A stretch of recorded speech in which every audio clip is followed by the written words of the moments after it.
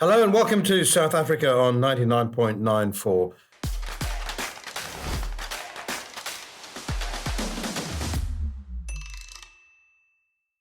Do please rate, review and subscribe if you're not already listeners and haven't rated, reviewed and subscribed.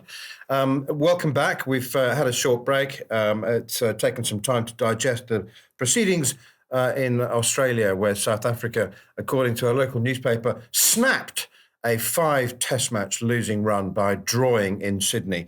We haven't got a great deal to say about that, Zams, but I think for the sake of clarity, we should touch on the fact that South Africa's record-breaking run of 45 consecutive test matches without a draw came to an end with that draw in Sydney. You were aware of that record, weren't you? Of course I was. Mother Nature played a significant hand in snapping that 5-match losing streak, as you said. Yeah. I saw some interesting headlines that week, actually, which without delving too much, because I don't want to look grimly back. There was one which you might have missed while in Australia, which said in a press release, career best 39 from Zondo, something to that effect. I mean, if we start calling 39s career best and their headlines, it does definitely raise eyebrows. Kawaja made a career best 195 in the same game. I don't think Australia made as much of a fuss as we did for 39. But anyway, I suppose they didn't lose, which is a turning of a long corner maybe. But yeah, it wasn't pretty. Definitely wasn't pretty. And thank goodness there was an immediate distraction for the public anyway. But obviously you hope the administrators and the coaching staff and the selectors are working long and hard to remedy, because that was embarrassing. The entire tour was embarrassing. It was, and you know what occurred to me right at the end of the tour, and it's equally embarrassing that it took so long to occur to me. But what has happened with the Test team is a reflection of South Africa's attitude towards Test cricket. When you look at that Test team, and somehow all of our least dynamic players have made their way into the Test team. Not all of them, but if you take the metric of cost in the SA20 auction, then we've got Marco Jansen, Kagiso Rabada, but that's the captain, of course, went unsold. Dean Elgar, Temba Bavuma went unsold. And it seems somehow that we've still got this attitude from 1910 towards Test cricket, that we should be scoring at 2 runs and over, and we're going to move on to this idea that was floated yesterday by Director of Cricket Enoch Nkwe, that the David Warner movement from T20 cricket into Test cricket might be something that or shouldn't be something that South Africa discounts, but when you look at that Test team, the top order, you do think it's not very dynamic. And is that a reflection of South Africans' attitude towards Test cricket? Yeah, it sadly is, and I think it's scary to think that all our cricketing rock stars per se, in Test cricket at least, are bowlers. All your headline acts are bowlers. None of those batsmen you look at and you go, you jump out of your seat and pay money to see them score 200 in a day as a team. And it is, in many ways, like you say, a reflection of the attitude, the disrespect. And if you disrespect the game, then it's not going to respect you back. And it's moved on. And in the time where I suppose South Africa has been organizing itself and trying to fit into white ball mode and find ways to remedy tournament cricket, Test cricket has fallen back. And that's always been the foundation of a strong cricket team, regardless of format. If your Test team is strong, that's where you nurture your white ball stars, because they're usually on the periphery because your Test team is so strong. Now that it's not strong, it's not surprising that they're still not doing well in tournaments, but cheapers, you said it before, that statistically it was the weakest looking squad to ever travel there, and those stats were proved absolutely correct. And and the fact that they all batted one gear, basically that top five, bar Carl Verena, who does try, and I think whatever team is built, if it is dismantled, has to be built around someone like that with that kind of attitude. But yeah, it's scary to think every single one of those batsmen, no bowling attack in the world, is having nightmares because they seem to bat at the same pace. They did. So yesterday, Enoch and Quay spoke for a long time. I mean, it's like a 45-minute press conference, and he covered a lot of ground. He's certainly not a man who believes in using 3 words when 23 will do. But once you actually, focus and kind of bear down on the things that he said, there was a lot of very interesting and honest and useful content in there. Yeah, he's not a man who believes in using 3 words when 23 will do. But once you listen patiently, I had to re-listen to everything that he said. There was a lot of really useful, honest content in there. One of the things that he said, which I think would be of massive interest to you, Sams, was about the inquiry that he promised after the embarrassing exit from the T20 World Cup after that defeat to the Netherlands. He promised an inquiry. He said that it would be done quickly and efficiently and that it would be over in a couple of weeks.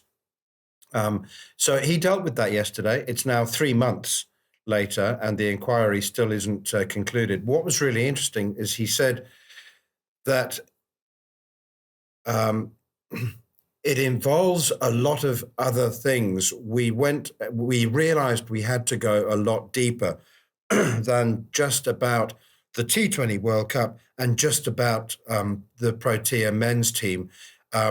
We have learned that we need to create a much stronger structure to sustain the team. Anyway, he said there was an awful lot more to it than he thought. And so it wasn't just a question of we didn't prepare properly for the Netherlands game, or the guys were a bit too arrogant, or a lot deeper. And I just wondered what you thought.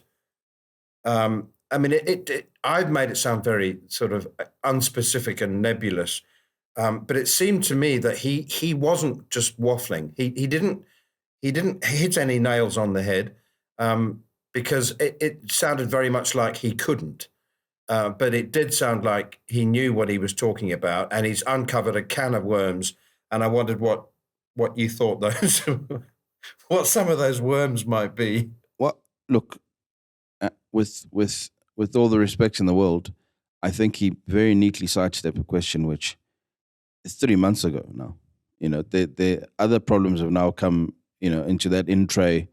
It's now closer to the bottom of the pile, and to be honest, and I'm sure we'll get onto SA20, some of those white ball problems are seemingly finding solutions in SA20 because clearly the pool of talent is a lot deeper than we've been given. If you look at the number of South Africans who haven't got chances at international cricket, a lot more dynamic than what you had at that World Cup. He's not dealt with it, in my mind. It's convenient to say, oh, it's far deeper, but it's just kicking it down the road and buying more time. You've had 3 months to identify what were the failings in that specific tournament. If you want to review the whole system, that's great. The season is going to end and there's going to be time to do that.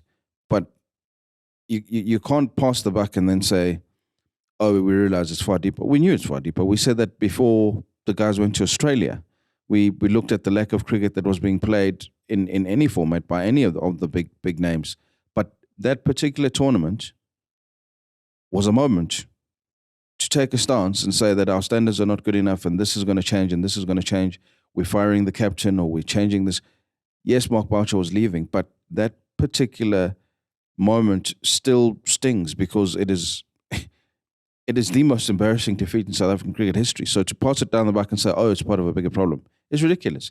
You haven't dealt with it and you promised you'd do it in weeks.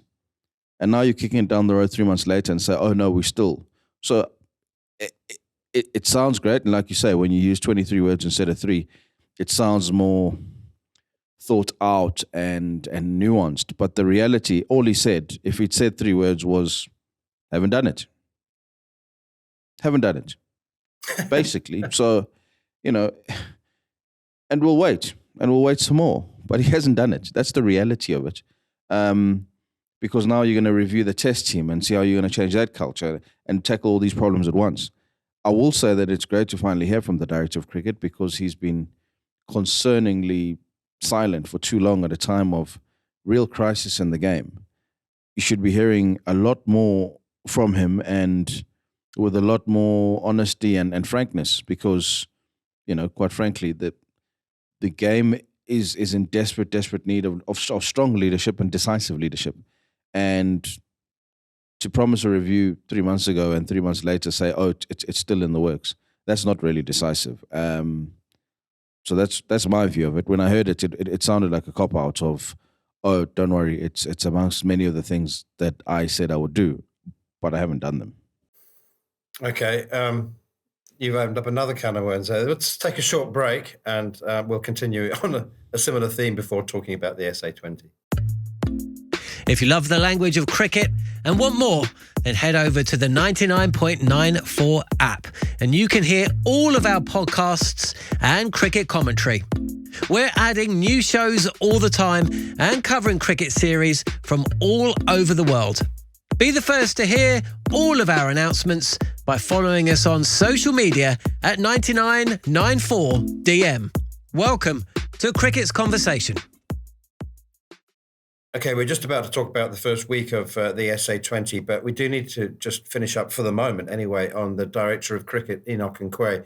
The point is, Zams, or amongst many points, is that the man is only 40 years old, doesn't have a great deal of history and record in administration. It is a massive, massive job.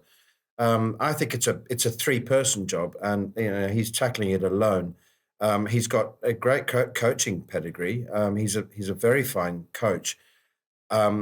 Remember, he's been out of South Africa for a long time as well. He's been based in the Netherlands. And so I think he's only just beginning to realize what a big mouthful he's got with this job, to be honest. I mean, you remember he accepted the position shortly before England thrashed South Africa in the Test series there. He's then lived through this nightmare of the exit from the T20 World Cup. And he was in Australia in person to witness, if not the most, certainly one of the most embarrassing Test defeats. And he's now beginning to realize just how deep and deeply entrenched the problems are in South African domestic cricket. And I think he's just a bit overwhelmed. I don't know, Neil. The one thing that whenever I've spoken to Enoch, and remember, he was on that tour to India as an interim coach in 2019, just after the World Cup. So it's not his first exposure to the realities of the senior men's team and their issues. It's not something that's happened overnight. I think he knew, and he knows full well. He's coached the Lions. He's been aware of the symptoms for a long time. And I think his honesty and his frankness has always been what players appreciated in him as a coach, and you value that as someone looking in and saying that he's not going to paper over issues and pretend they don't exist.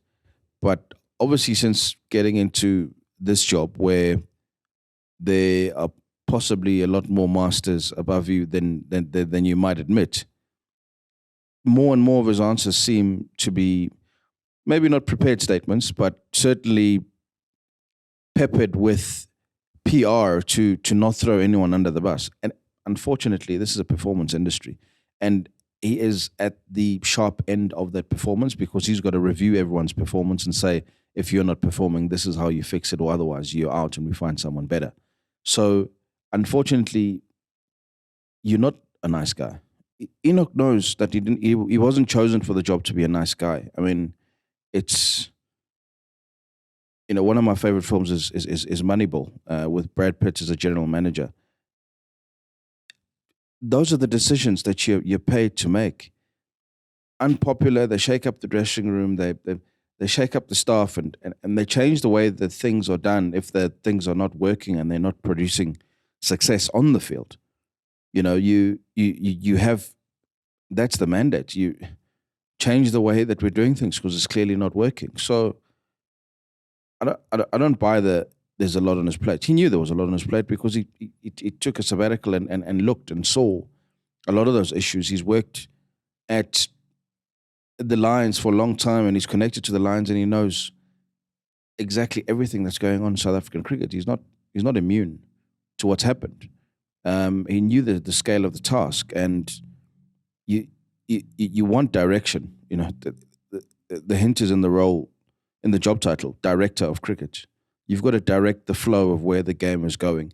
And to be honest, at this very time, with nothing else except SA20 happening in South African cricket, which he has no say on except as a spectator looking to see what is available, he's got all the time in the world to be making remedies and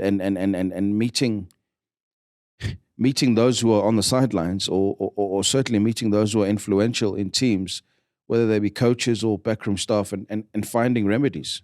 You've got some dynamic coaches from around the world working in and around the SA20. Get help. But it's not enough to say that it's an overwhelming amount. That was the job. The spec of the job has not changed since he took over. Okay. Yeah, there's a lot to digest and unpack, and we'll definitely come back to his role a lot in the future. But we've had the first week of the SA20, and we've got to talk about that. It has been eye-watering to see Kingsmead full again. I mean, I can't remember if I've ever seen Kingsmead full, apart from the occasional international, and I think it was full on the fateful evening that South Africa departed the 2003 World Cup with the tie against Sri Lanka. But seriously, we spoke about this before the tournament was launched. I think 80% of the effort, the marketing effort, was geared towards filling the stadiums, and on the premise that when the English Premier League was relaunched, or the First Division, I think it was called, became the Premier League, football was struggling in England, and the marketeers came along and they said, "We will turn this into the greatest league in Europe, if not the world." They said to the clubs, "But you have to fill the stadiums. However you do it, get the people into the stadiums. Then the television deals and the advertising revenue and everything else will follow, but fill the stadiums." And I have to say that the marketing people have done an extraordinary job. St. George's Park, full, sold out. Kingsmead, sold out. Incredible. It makes a massive difference to the guys on the field and to the stadium experience for the fan when you are surrounded by literal electricity. I mean, I was at that first game, and I've been to a couple down in the Cape while I've been down there, and it's the same. It's this, it triggers an anticipation, and there's almost a sense of FOMO. That very first game was pretty much 95% full. I think the suites weren't taken. By the time Friday game came to Cape Town, you couldn't buy a seat even from people who'd bought 20 rand tickets. It had become a thing. I mean, it was funny. We were sitting not far from Newlands at a pub just before the game with a couple of colleagues, and there was a table of young females and males sitting there, and as soon as the cricket came onto the TV for the toss, and they saw that MI Cape Town were batting and Brevis was opening, they literally called for the bill, and I remember it clearly because we both looked at each other and said, "Cheapers, that's after 3 days," and they said, "We're batting," Brevis is batting, let's go. And they were rushing to the stadium, and we actually saw them in the ground a bit later. But it was that's what's been missing in South African cricket, that anticipation that I need to be there for that moment. And you want it for your national team. We're batting, the Proteas are batting, I want to see so-and-so, I want to see KG running in. It hasn't been there, but it's definitely there. You could feel it. There was I can't miss this, and I'm not happy watching it on TV. I've got a ticket, and I'm going to be in the stands, and I'm going to see it in person. And it's such a viral thing when it's done right.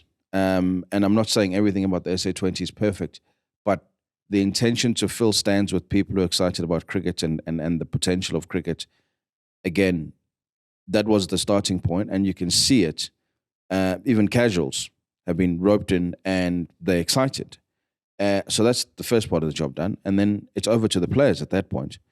Of course, on the day that they ran to see Brevis, he was then knocked over second ball by Carl Myers. But that's the game. That's the beauty of the game. But they were there. They were there to see it, and it mattered to them, and it mattered to see Brevis in person. And those who saw him in the opening game know why. You see that, and you tell your mate, you can't miss it. You must see it at the stadium, because cheapest, the noise of every six and the this and this and this and this and this. But that's what you want. You know, cricket is a focal point again in the middle of summer, and that's massive for the game. Yeah, and as you said, everything follows on from a full crowd. So television revenue, advertising, just because what a full stadium tells you is that it's a product it's a high value product that people want to see. And you mentioned as well is that the cricket has been largely very good. There's been some really good cricket, and that also is a product of a full stadium. I mean, it's just human nature, isn't it, that you're going to perform when you're being watched by 15, 18,000 people. Yeah, speaking to several of the players, it's such a breath of fresh air. I mean, there's been, Siya Kolisi has gone to a game or two in Durban. I've spoken to a few footballers who've gone to games, and even they say it feels like the thing with cricket is that every single ball is almost a mini occasion, and you've got time to breathe afterwards, and then build up the anticipation as the bowler runs in again, and it's there. They can feel it, and there's almost a sense of FOMO because it's new, and you can hear the excitement from players when they talk about it. That it's something that you haven't had in a while, where you've got a crowd literally chanting as a bowler runs in. It just adds an extra edge, and you want to perform. You want to perform on a full stage. Rugby players have had that. Footballers have that.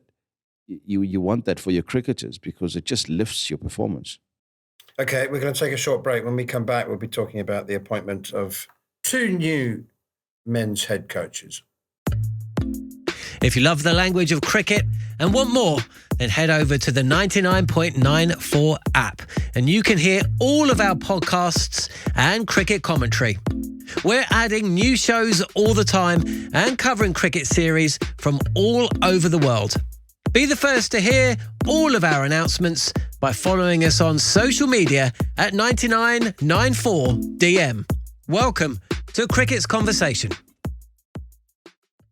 Okay, Zams, ever with your finger on the button, you actually predicted that the men's head coach role would be split into 2, and it has been.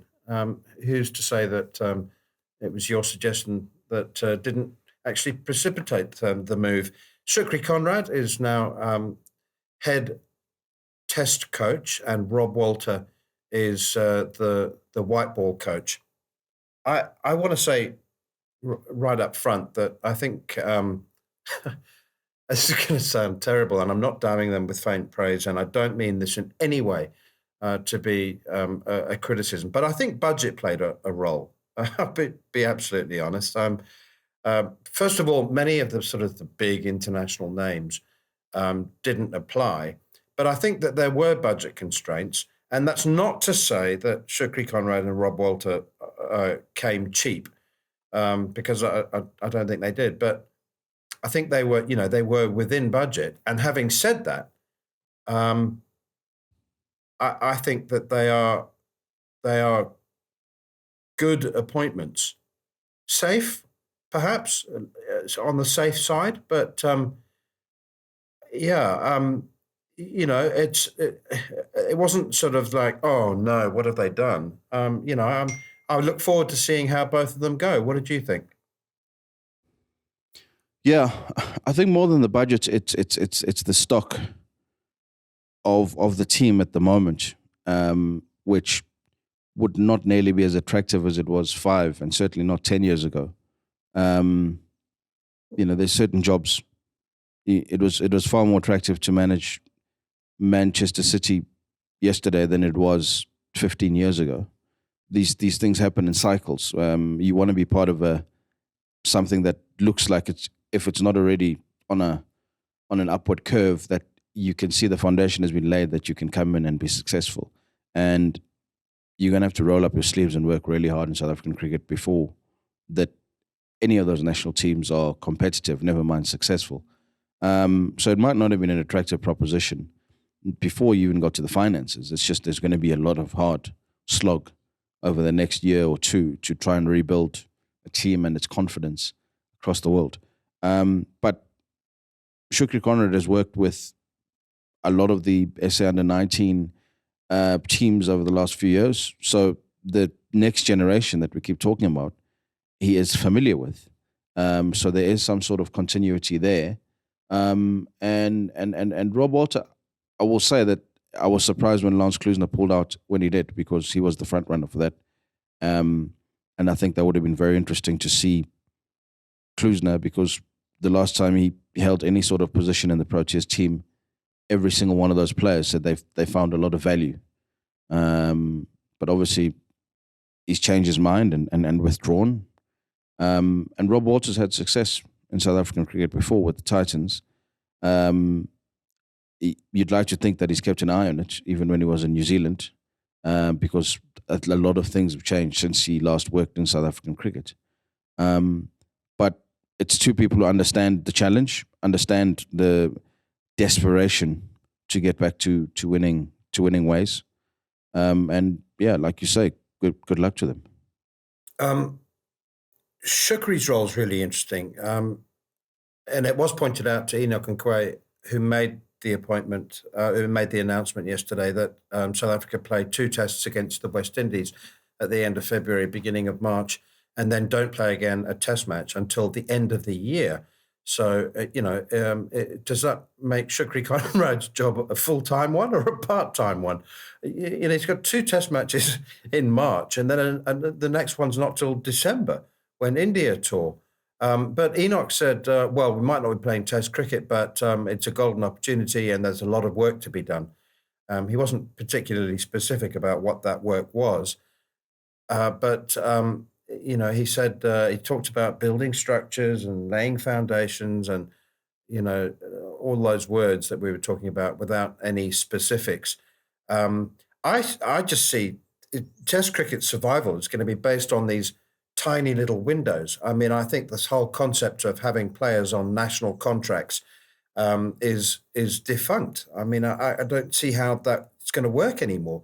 If you want a guy to be interested in playing Test cricket, then offer him a very decent fee for agreeing to play a Test series, and then offer him a 2-week contract. I mean, I know it sounds ridiculous, but we have to think out the box. And so you give them a contract which covers his medical aid and his fees for a literally 2 or 3 week or a month period if he agrees to play in that particular Test series. But and I think that Shukri Conrad is going to have to lead that. Otherwise, what is he going to do for 6 months? Yeah. Well, it said something about overview of the domestic structure is part of his role. So I suppose he's going to be going around the country watching a lot of cricket beyond this SA20, which he should be as national coach anyway. It's very loosely termed. And they've also said that they are looking to add more test matches. I don't know where, with whom, but we've spoken about the fact that the test team almost certainly can't be a full-time gig anymore because there's just not enough of it.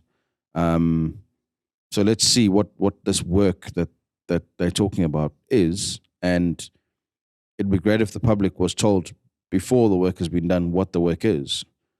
So you know what he's accountable for, rather than say after a year there's been great work done and you don't even know what the work was supposed to be. But I suppose, like many things, we'll see along the way. Yeah, that's a phrase that Enoch uses a lot, isn't there? Behind the scenes. There's a lot going on behind the scenes. There's a lot of work going on that you don't see. Well, I think there ought to be some accountability on his part that we actually should be seeing that work. Yeah. Behind the scenes is the vaguest, most unaccountable way to say we're not quite sure. The only behind the scenes I know is when you put the cameras in the change room and you see the work, you see the frank conversations that are not, press conferences that are safe. It's literally players being honest with each other and saying, and coaches being honest with each other. Is that what you're saying? Then just say it. Say it. Shukri is going to shake up the whole system, and he's going to remind players that they're not good enough, and he's going to start looking for a new top order. Just say it. Then everybody knows, and the players knows there's a door open again to be the South African number 3 test batsman. Just say it. Behind the scenes is just wishy-washy, but we've said enough about saying a lot without saying anything already, so I'm not going to say a lot more about it. Okay, all right. Well, in fact, we've run out of time for this week. He did also talk about organising some strength versus strength fixtures, whether that's north against south or coastal against inland. So I, again, not averse to that idea at all, but you need context. You can't just say to the best players, okay, we're all going to gather in Bloemfontein and play against each other for 4 days.